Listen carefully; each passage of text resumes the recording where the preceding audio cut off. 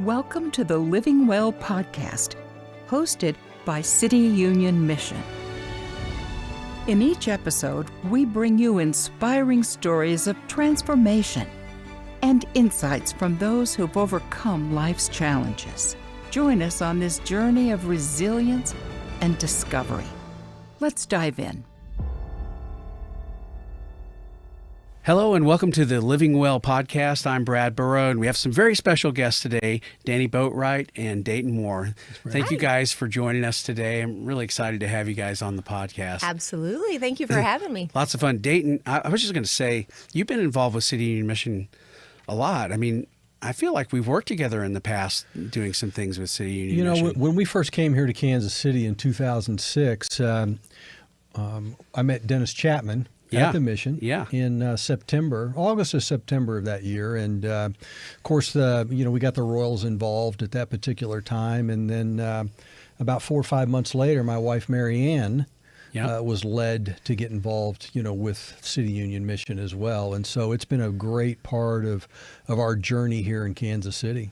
I believe, was that Women That Changed the Heart of the City? Women That Changed the Heart of Kansas City. Yeah, Mary Ann was, I think, initially on one of the committees, hospitality or fundraising or whatever it was. Yeah. Mm-hmm. Yeah, I remember doing projects, shooting videos and stuff for those events, and they were big events. Yeah, they were fun. Yeah. I must have missed the invite for those things, huh? That might have been before you were available to be. I've been in Kansas City my whole life. Come on. Oh no, what were we thinking? So, Danni, tell me about how you first got involved with City Union Mission. I've heard this story, but give us the kind of lowdown on that. Well, one of my best friends, Leanna Uniac, works at the mission, and that's initially how I got involved. But the funny thing is I wanted to be involved for a long time because I have some family members that have been homeless and family members that have struggled with addiction. I had a dad who was a terrible alcoholic. And so I think a lot of people will look at me and they think, oh, former, beauty queen, international model, survivor winner, all these things. And I'm not what I look like. And I think they'd be surprised knowing my background. And so because of that and because of how I came out of that, I want to be able to share that with other people. And so that's why I felt like, I need to be connected to the mission because, the mission's about hope. And there's hope, and you want people to know that. And I had always wanted to be connected to it. And then all of a sudden, my best friend starts working for him. And I'm like, well, now this is a natural fit. So that's how I got involved. And I'm just so happy to be getting involved more and more now. So we had a lot of fun doing some videos with you and being down at the mission, and that's been a lot of fun. Oh my gosh, that was so much fun. And I had no idea. Well, I knew that there were other parts of the mission, but I think so many people think it's just about helping people off the streets and giving them, food and a place to stay. And it's so much more. And I knew it was, but I really didn't know until I got there, and I was like, wow, this is mind-blowing, everything that they do. And I really felt connected to the Family Center. And I am so excited for school to get out this year because I'm bringing home over a bunch of teens from our area, and we're going to start hanging out with the kids and having fun. That's awesome. And just, and I think the best connections just happen when you just go spend time and just naturally let those happen. And I'm hoping that will happen this summer with some of the kids that we're bringing into the mission. But anyway, so that's a long story of how I got involved and how much I love it. But it's all because of my friend Leanna. Yeah, that's awesome. Dayton, do you remember, what was it? You probably get asked all the time, will you support this, especially from a faith-based standpoint? But what was it about City Union Mission that really made you feel like you wanted to get involved?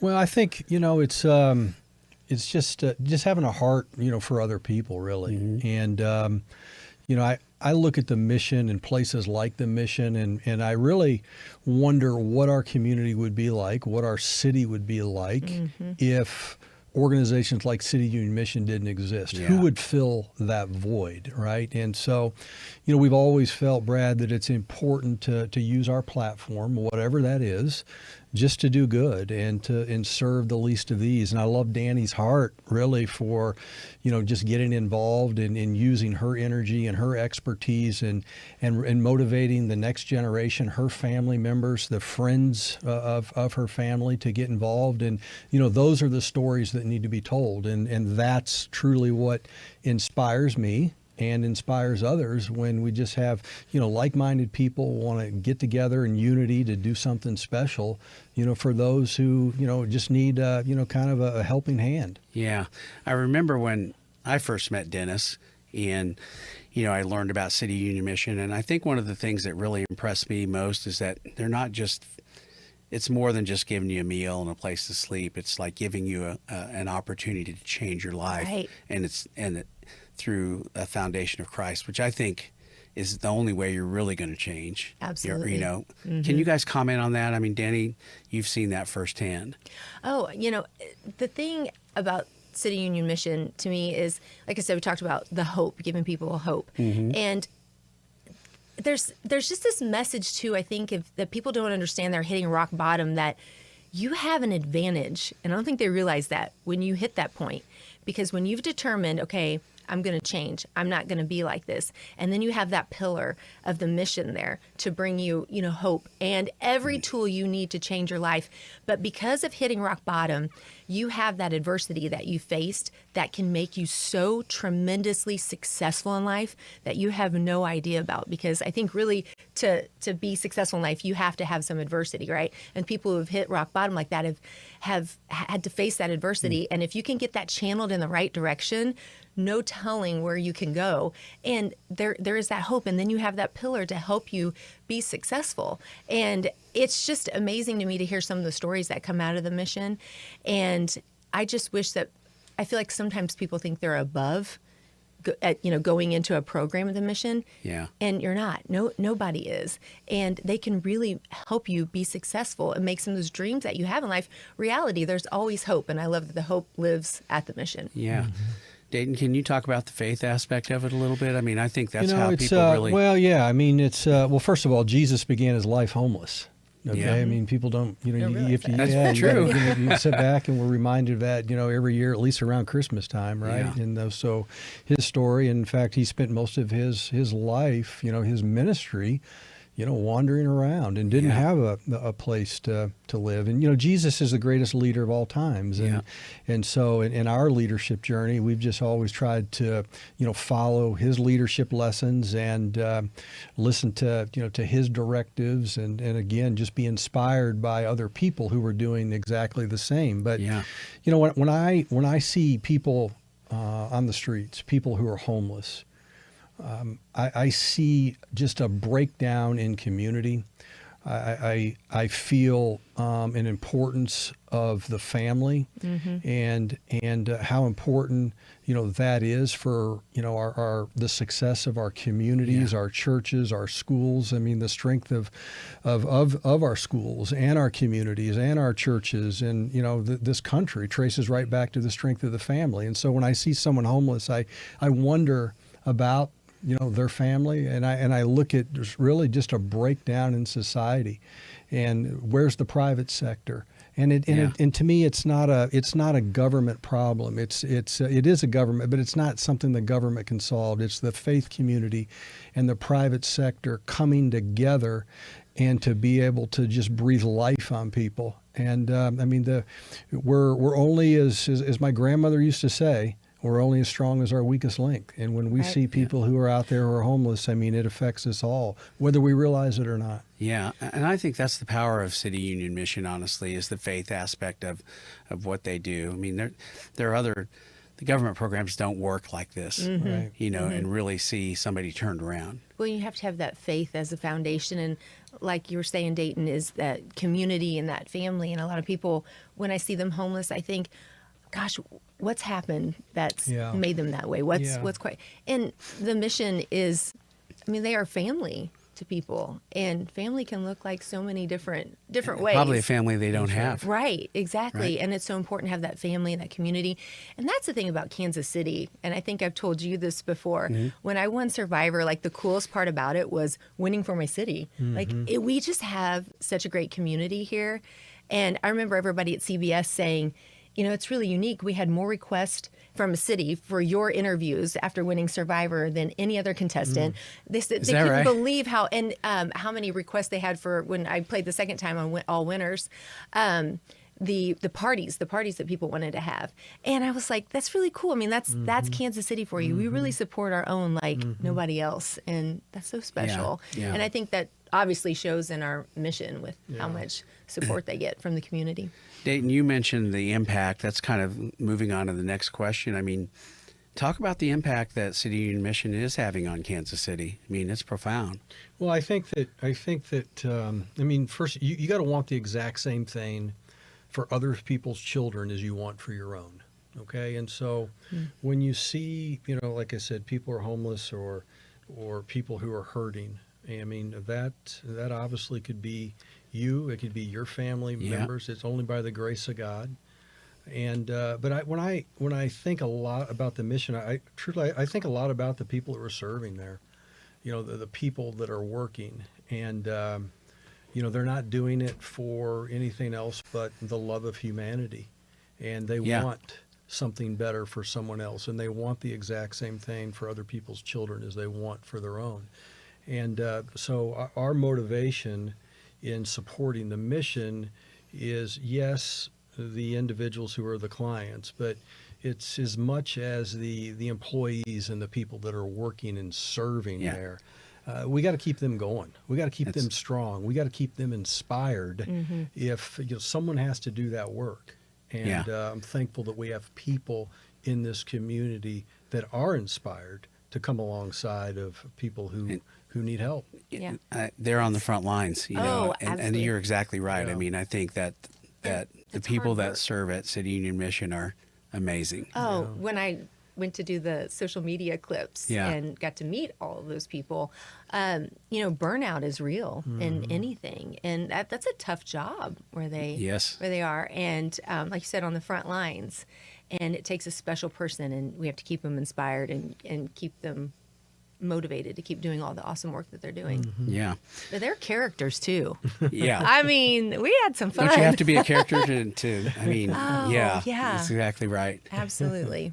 Yep. You gotta have a little fun with it, right? I look at my oldest brother that I've talked to you about before that struggled with being on and off the streets, and it's really hard because a lot of people will say, well, where's his family, right? Like where's the family at? Well, we're here, but we don't want to be enabler, right? Or Band-Aid. Like you have to wait for the person to really want help to change. Right. And so you know, sometimes there's those situations, and it's so hard because I just want to, you'd be like, this is the perfect program, go here. And it's hard to get them there. And when I look at a situation like my brother, who's highly intelligent, extremely creative, was a gifted athlete, was everything, and has all these amazing tools.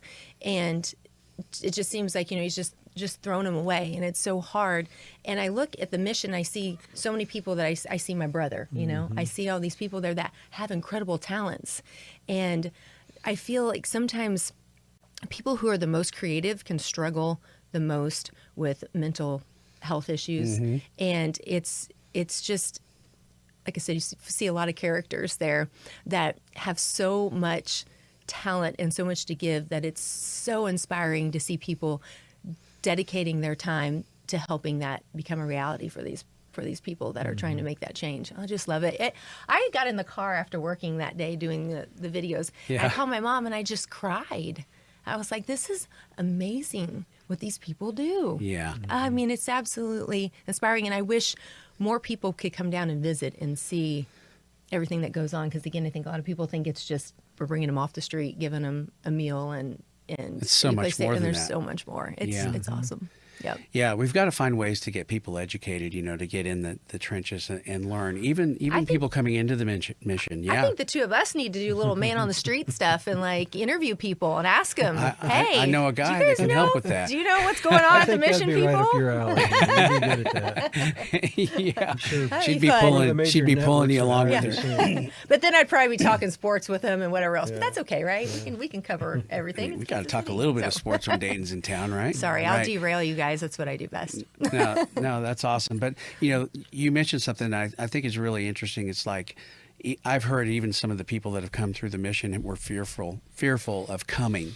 like not realizing Yes. that there really is life change there, and that Yes. they can put their old life behind them. And what would you say to that? I mean, to encourage somebody, it's like there's resources here that really people really want to help you.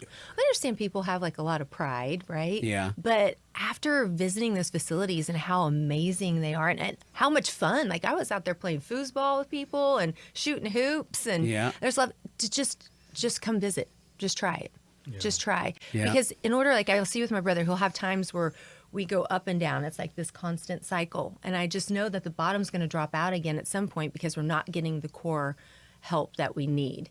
And it takes counselors, it takes people Yeah. getting in those trenches and really getting to the core of why you're struggling with all this addiction. And I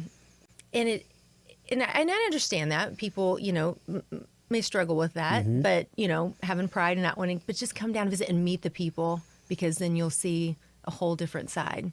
And you just got to take that leap. Yeah, and I think that the one thing I've always loved about the mission is they come alongside of people in a very non-judgmental way. And they're just there to help. They're just there to listen. They just want you to know they care.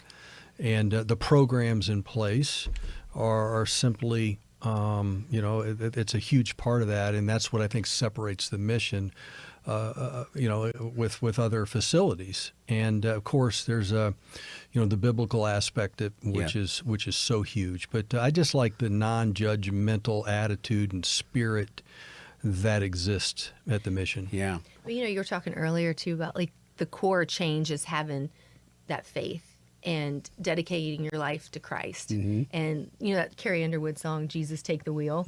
I love that song because I'm like, that's what it is. And the mission, there's a lot of government programs. You talk about a lot of programs that are good programs, but we're not going to get to what's life changing until you develop that relationship with Christ and him being your center.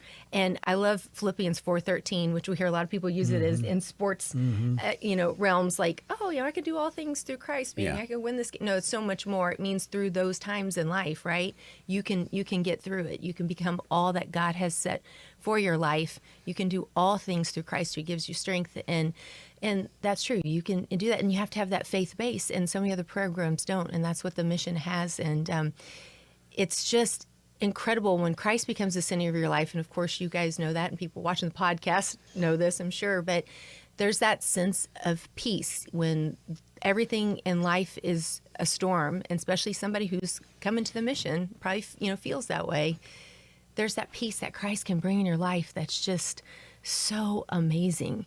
And I really feel like you cannot have true change in your life unless he becomes the center. Yeah, that's right.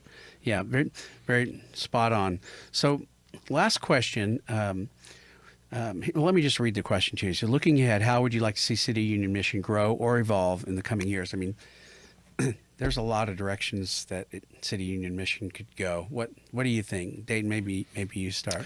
Well, I mean, really, I never really thought about that until Danni talked in her opening remarks about inspiring the next generation. Yeah. If you could if you could wave a magic wand, I'd want our young people to get involved. And this generation right now is one of the greatest generations ever. I mean, they really are. And I think that I look at the youth today, the young people. I mean, they're so smart.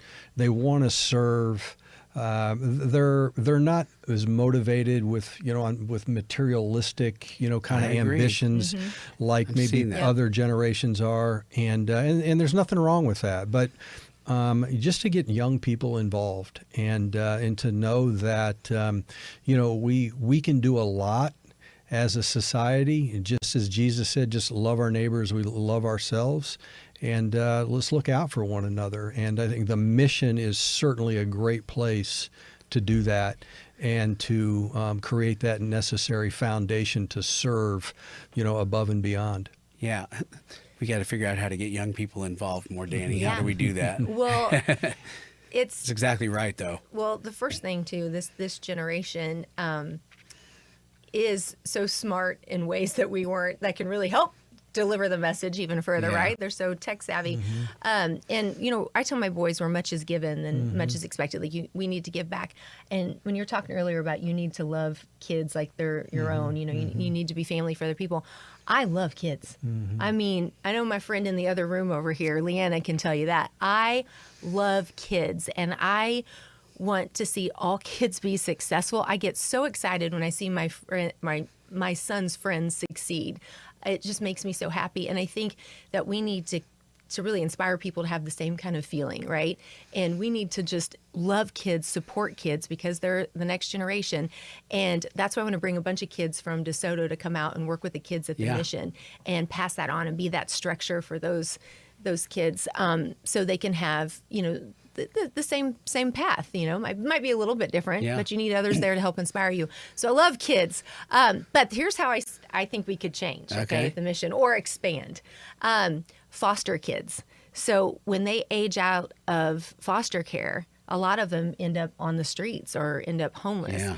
And I was like, it'd be so cool if we could have a foster care center or house or something for when they age out and have somewhere to come, because they're going to need help, moving forward past when they age out of the system. And I would love to see something. I obviously don't know all the ins and outs of that kind of thing, but boy, if it would happen, I would be on the front lines of that. But something that we could do for foster care Well, kids. it goes deeper than that. And I don't know what the data says, but I've heard people give presentations on, the females that have aged out of foster care.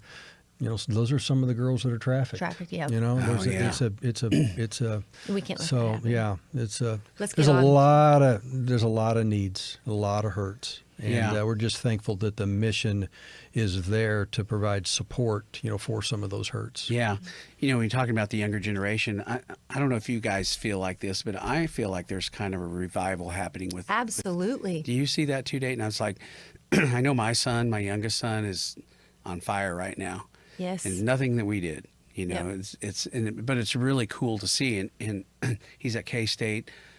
It's not just him. It's like groups of kids that are really, really wanting to dive into their faith. And it's amazing. I think we need to take advantage of that. There's a real thirst right now for like family content and everything, right? And I think it's because everybody's got sick and tired of what the world is throwing at them. I think the kids are seeing through it. I mean, there's just so much crap, and it's just it's empty. And I think kids are seeing now, like, it's rewarding to make choices different than what the world shows you, and they're seeing that I'm definitely seeing a revival within the college group. I mean, you can tell that just on social media. Yeah. And it's so neat because there is that peace, and you have that the self-confidence when you make good choices. And I think they're just kind of getting sick and tired of what the world's throwing out there in movies and in music. And I think we're really starting to see a change, and it's great, especially when I have two teenage boys that are getting ready to go off to college soon. I'm like, yes. Exactly right. Yeah. Exactly right. Dayton, what would you say to somebody that may be seeing the podcast and they're like, how can why should I get involved? Or why should I support the city? Well, I mean, back to what I said before. I mean, it would be very, very difficult for me to visualize what our community would be like if we didn't have organizations like the City Union Mission stepping up, providing that foundational support and just being that house of healing that we need in our community. And like I said, it's just so important. It's crucial for, Danny talked about the great support of Kansas City, and so true. I mean, Kansas City, outpunches its weight class consistently. You've seen that firsthand. And it's just we've got to make sure that places like the Mission continue to thrive and do well, because the future of this city depends on it. Yeah. What do you think, Danny? Well, I also think you have to be careful. I feel like sometimes when things are faith-centered and are thriving, sometimes you have to be careful too for people that work there. The attack of the enemy that may try to create division or problems, and to be able to recognize that and make sure we don't ever let that enter into the heart of the mission.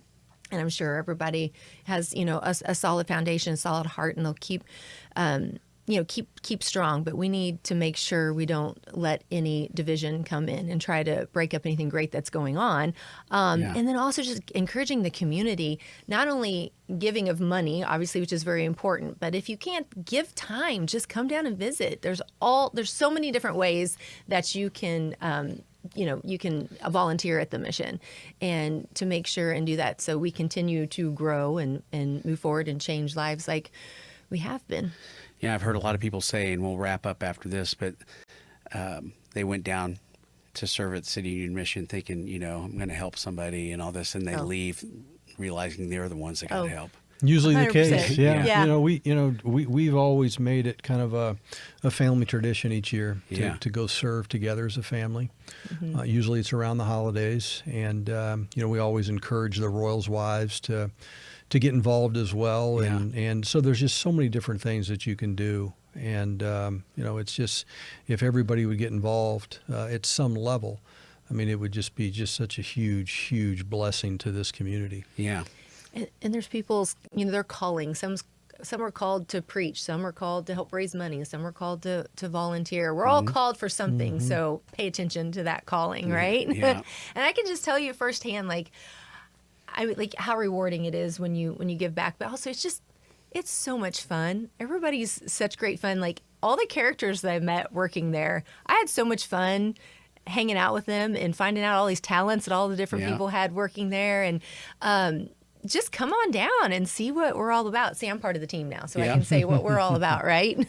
You'll be there, right? That's right, yes. And we need to get on the foster care program that needs to happen, okay? Duly noted, yes. noted. Well, thank you guys so much for joining us. I really appreciate it. And thank you guys for checking out the podcast. You got to subscribe. You got to share this. Send it out to people. We need to get the word out on what's happening at City Union Mission. And we thank you for joining us today.